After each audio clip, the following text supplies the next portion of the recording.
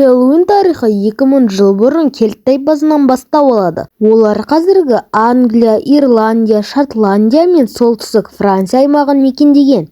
Кельттер дәстүр бойынша 31 қазан мен 1 қараша аралығында өлім құдайына бас иген.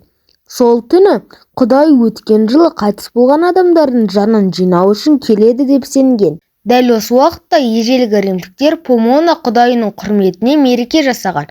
Помона құнарлық құдайы саналған. Оны құрметтеу елдегі молшылықтың кепілі деп есептелген. Кейін римдіктер кельттерді жаулап алады. Сол кезде екі өркениетке тән мереке бірігеді. Осылайша барлық әулиелер күні пайда болады.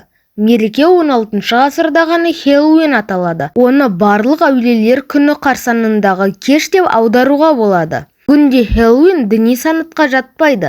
Батыс елдерінде бұл отбасылық мереке ретінде аталып өтіледі. Әрбір үй ауласын безендіріп, түрлі костюм киіп көшеге шығады.